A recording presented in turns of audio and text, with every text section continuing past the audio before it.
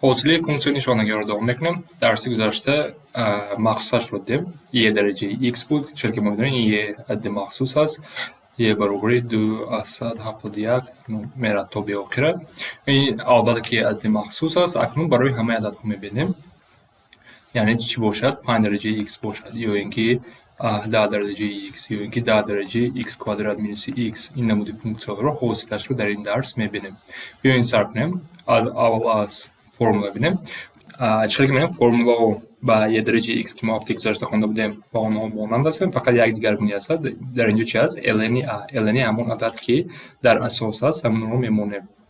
این از چی میگه؟ از قاعده لگاریتم میبینیم. ما میدونیم که همه عددها رو ما از جهت یه نوشته میتونیم. مثلا 5 رو ما میتونیم نوشته یه در درجه ln 5. این هر دو عدد با یکدیگر برابر است. این از قاعده لگاریتم میبینیم. یا اینکه 10 در درجه چی باشه؟ 10 درجه x مثلا. این من رو چی نوشته میتونم؟ یه در درجه ln 10 در درجه x میشود و این رو ما میدونیم که این یه در ln 10 درجه ها رو ضرب میکنه.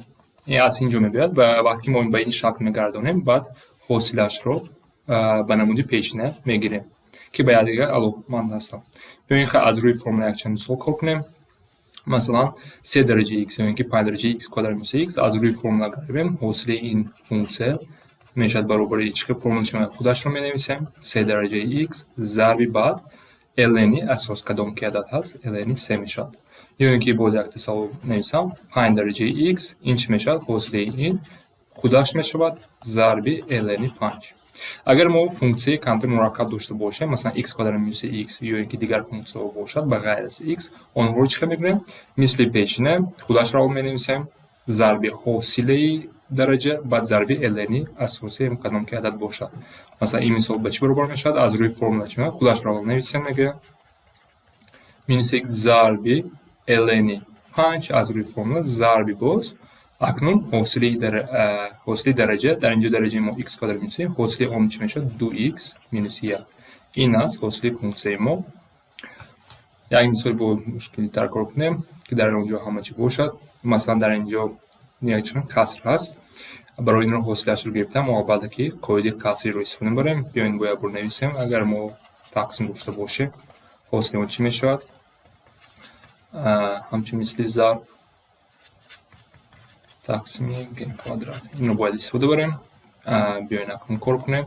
حاصله این فونکسیون برابر میشد حاصله سرعت چیزی که ما میتونیم این از روی فرمول پیشنهاد یه 2x ضرب 2 میشود مینوس 3 در ریشه x از روی فرمول امروزه ضرب ln 3 من رو استفاده بوده ضرب اکنون حاصله ریشه x. این رو ما میدونیم که 1 تقسیم 2 ریشه x میشود.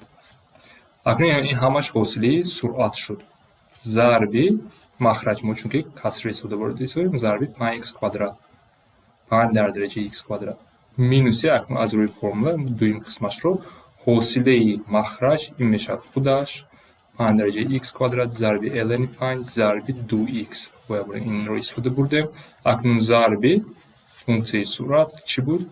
در قوس نویسم. همش در قوس نویسم چون که مرکب از یه درجه مینوس 3 درجه ریشه x.